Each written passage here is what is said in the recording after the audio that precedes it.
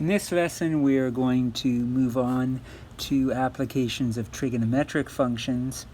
So we're going to be using, in particular, sine and cosine. So just a reminder of our transformations and the general formula for modeling applications is, for sine, it's always a function, whatever the function is, a function k x minus d in brackets plus c. In this case, the basic function is sine. And so here's what the sine function looks like. It starts at 0, 0. It reaches its maximum at pi over 2 radians, and the maximum is 1. Crosses the x-intercept again at pi, so we got pi 0, we got 3 pi over 2 and negative 1, and then we're back to 2 pi and 0, and that's the end of one cycle, because then it starts over again, right? Then it would continue up and it would just do the whole thing again. That's what makes it periodic. It keeps repeating. But that's one cycle. One cycle is 2 pi radians as our unit of measurement in length. The only difference between sine and cosine is what the basic graph looks like. So obviously we still use a, k, d, and c, but now the cosine graph starts at a maximum of 1. It starts at the maximum. So we got the point 0, 1. We got an x-intercept at pi over 2, 0. Minimum at pi negative 1. X-intercept at 3 pi over 2, 0. And then finishes up at the maximum again at 2 pi and 1. And then it would repeat. So this one would come down and carry on and repeat the cycle if we were to graph more of it. So we want to keep these two basic functions in mind. So we're going to use sine or cosine, and when we do applications, we generally, unless we're specified in the question to do otherwise, we generally look for which of these two functions is going to be the simplest. And simplest means the one with the least horizontal shift required, so the smallest d value. And I'll talk more about that when it comes up. First example then, the roundup ride. Roundup is a popular ride at many theme parks, consists of a large wheel, starts horizontal, spins around, pressing people against the wall, and then starts to tilt upward. We want to determine a sine function. So it seems to be, it's a little vague, the wording. When it talks about a sine function or sinusoidal, it could either be sine or cosine, or I could interpret that strictly to mean sine, as in with sine as part of the equation. I'll do both. For the model, to model for the vertical position h in meters of the rider on the roundup after time t, so these are variables h and t, meters, seconds, with the following specifications. The maximum height is 7.5 meters. The minimum height is 1.5 meters. The wheel takes 5 seconds for one turn. That's the period. And the model predicts the highest point occurs at time 0. So with that information, we can sketch the graph, which is a good place to start. So on the horizontal axis, that is our time. This is our time axis, time in seconds. One cycle is 5 units long, so that's 5 seconds long. So let's put 5 there, and we know that for a sine or a cosine graph, we divide one cycle into 4 parts. We divide it into quarters. So I'm just going to divide that 5 seconds into quarters as well. I'll just evenly space out my marks here, and then half of 5 is 2.5, half of that is 1.25, and in between, which I didn't draw very nicely, that's a little better, is 3.75 seconds.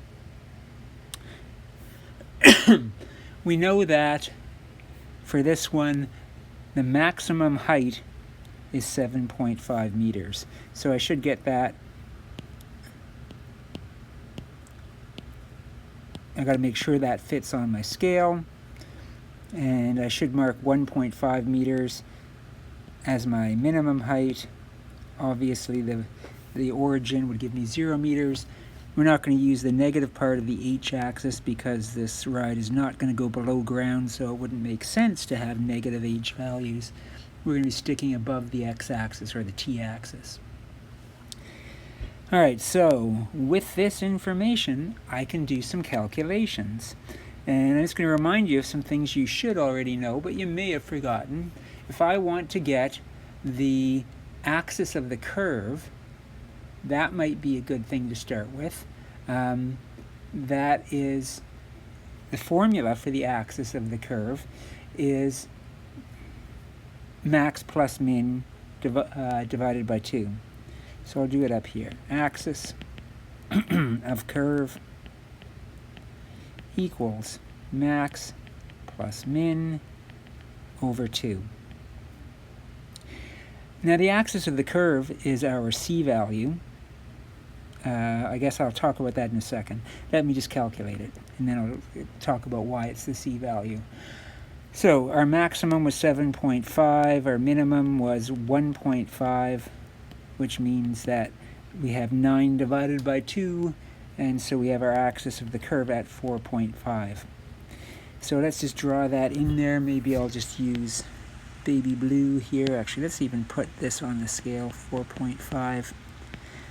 I like to draw the horizontal axis because it gives me something to focus on.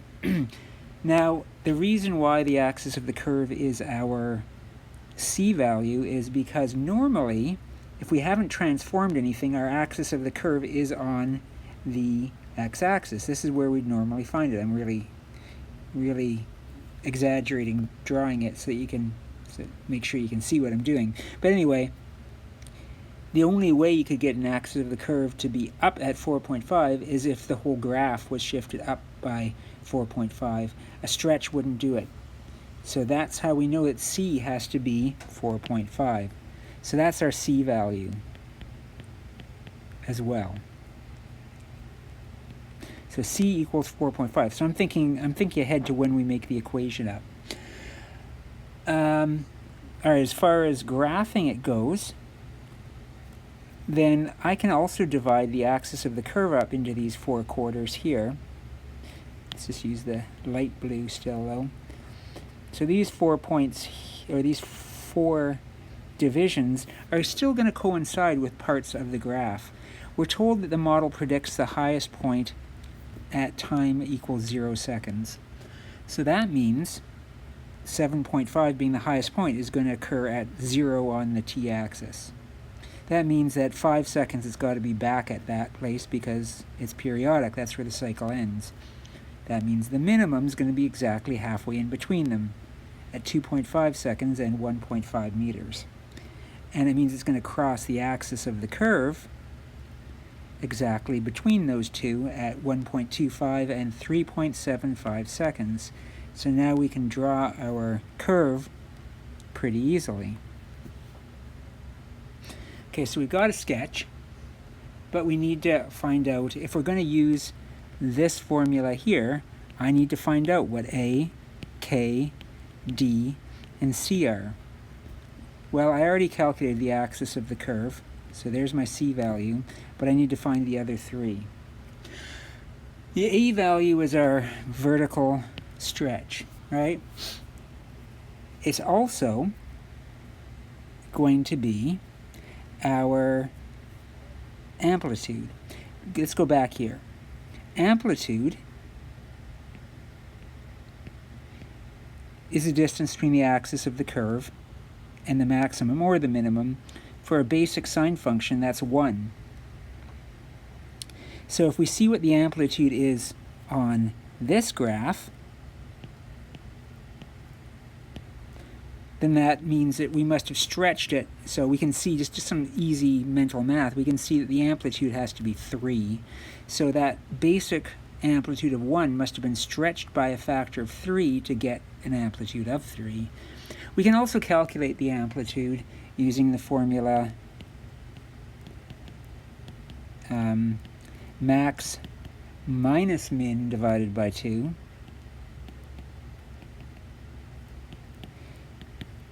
So 7.5 minus 1.5 divided by 2, so that would be 6 over 2, which is still 3.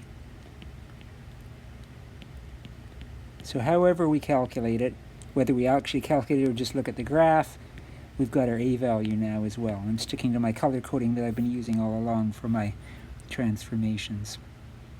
Okay, great. We got 2 out of the 4. We still need to know k and d.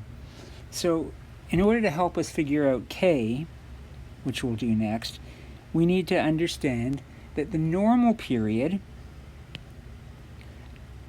of a trig function is 2 pi. That's our basic period, right? There it is, 2 pi.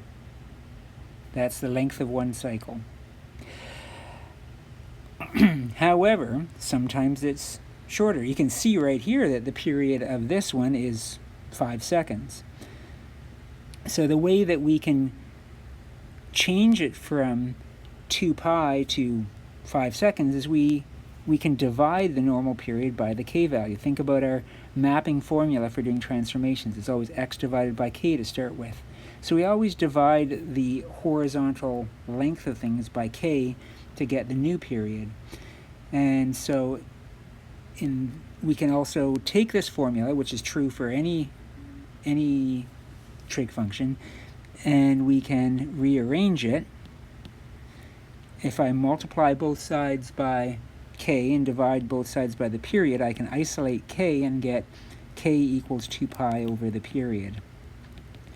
So these two things are the same relationship, it's just I've isolated a different part of it.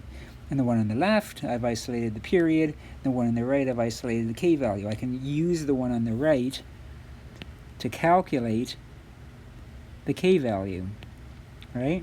So that's the formula for calculating the k value. In this particular case, k is going to equal 2 pi divided by 5, which is the current period. And I might as well just leave that as a fraction.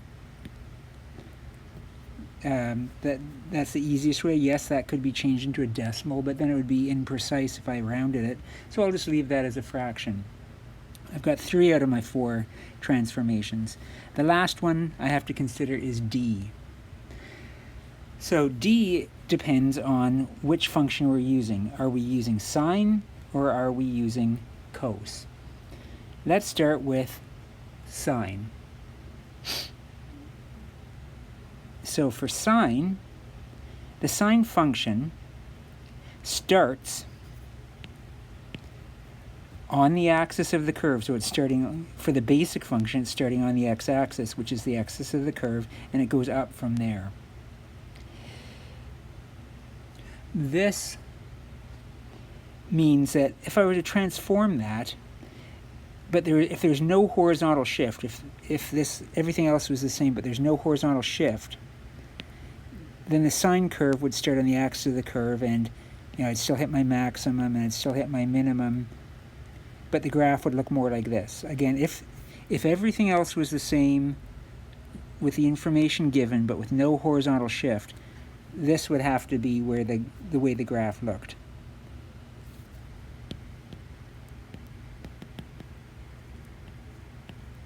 So call that sine without a d shift. But there is a d shift. If we're writing this as a sine function, this maximum point has moved back over here because we're supposed to be starting where this red one has the maximum. So what's happened? Well, it's moved back by 1.25 seconds compared to where sine would normally be. So if we started with a sine curve, we would have to shift that sine curve back 1.25 seconds in order to get the actual function we have. And so from that, we can see that d has to equal negative 1.25.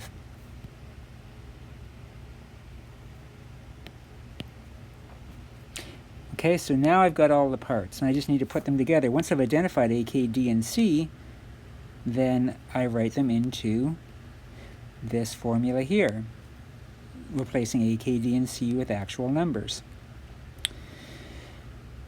Y equals A was what? 3. Y equals 3 sine bracket K, we identified it was 2 pi over 5 bracket X. I should use H and T, shouldn't I? So H is my Y value and T is like my X value. T minus negative 1.25. So I'm going to actually get rid of this double negative here. Two negatives make a positive, don't they? So when I put that negative 1.25 in, it becomes a plus 1.25. And then my C value was up 4.5. So this would be the solution if I was writing this as a sine graph. And the reason why I'm writing it as a sine graph is, again, the original question said determine the sine function. However, if we take that loosely to just mean sine or cosine, then I could also write this as a cosine graph, because nothing really changes when I'm writing it as cosine compared to sine except the d value. If we look at these two graphs here at the top, the red one and the blue one, they're exactly the same, except the red one's a little bit farther to the right compared to the blue one. If I was to shift the blue one to the right, I'd get the red one. Or if I was to shift the red one to the left along its own axis, I'd get it lined up the way the blue one is. So the AK and C values aren't going to change. The only thing that's going to change is the horizontal shift. If we look at this graph, if we ignore the green one and just focus on the red one now, it's got it looks like a cosine graph, doesn't it? It starts at the maximum, just the way a cosine graph should. In other words, I don't need to shift it left or right to make it look like a cosine graph. So if I'm using cosine, then d would equal 0. So I would write h equals same amplitude, so same a value, not sine, cos. Same k value because the period isn't any different. But d is going to be 0. I don't need to write plus or minus 0 in there. I can just get rid of that term altogether. And it's got the same vertical shift. So either one of these works. I would be inclined actually to go with the cosine one because that is the simplest, right? It doesn't involve a horizontal shift. So it depends on what you're asked for, how you interpret that question. Those are both correct. And you can confirm that if you want to by typing them both into Desmos. You'll see that the two graphs should line up. Here's a summary of things like amplitude and phase shift and period that I talked about above, so I won't read into that. I won't read that to you. Okay, second and final example. A boy, or buoy if you're American, bobs up and down in the lake. The distance between the highest and lowest points is 1.5 meters. It takes 6 seconds for the buoy to move from its highest point to its lowest point and back to its highest point. Model the vertical displacement v in meters of the buoy as a function of time, t in seconds. So it's going height in meters versus time in seconds. Assume that the buoy is at its equilibrium point at t equals 0 seconds, equilibrium as in it's right on the axis of the curve, and that the buoy is on its way down at that time. So it's giving us some instructions on how to sketch the graph once again. So important information is the 1.5, the 6 seconds, and that it's, I guess, its highest and lowest point is the 1.5. So in other words, we have to take half of that 1.5 and put that above the t-axis and put the other half below. That's the first thing I would do. And I would put the 6 seconds here on the t-axis.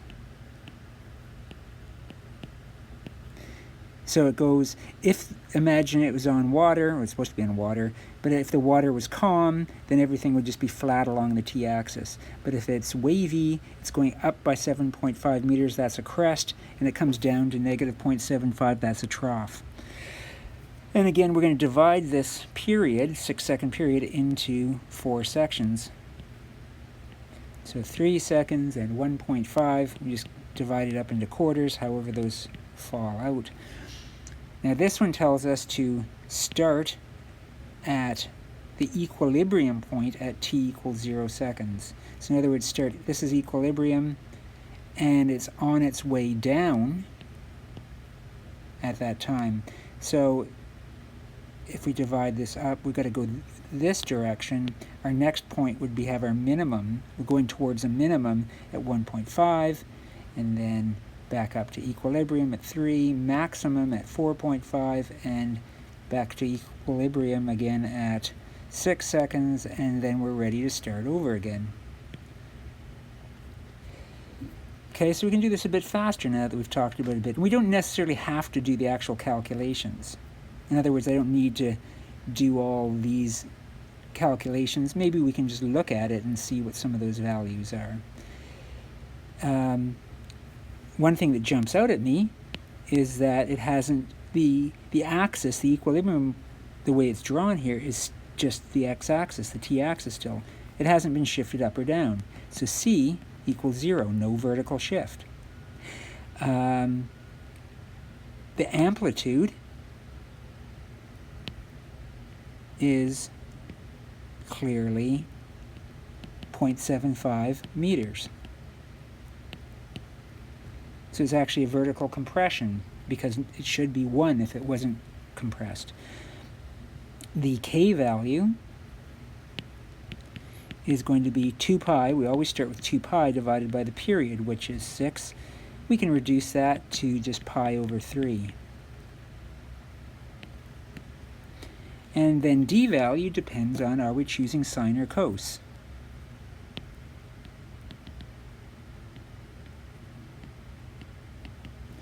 Well, does this look like more like a sine or like a cos? I guess there's different ways you could think about it. Normally, the way I think about it is if it starts at the maximum or the minimum, I go with a cos. And if it starts on the axis, no matter what it's doing, I go with sine. So to me, and this is subjective, but to me this looks like a sine curve. However, it looks like a sine curve that I would consider to be reflected in the x-axis. I could do a vertical shift, a horizontal shift, but I still prefer to avoid those when possible. I would just think of it as a reflected sine curve. Reflected from what? Reflected, if I again take my parent function, imagine reflecting that in the x-axis, that's going to look just like what we have here. So that would mean that I would go back and I'd make my a value negative. So when I put it together, I get y equals negative 0.75, that's a 5, not an s, sine pi over 3, and I guess I want to make it t, and I want to go back and make this h again, stick with the proper variables. No d value, because there's no horizontal shift required, and actually there's no c value, it hasn't been shifted up or down either. That I would consider to be the most basic version of this graph.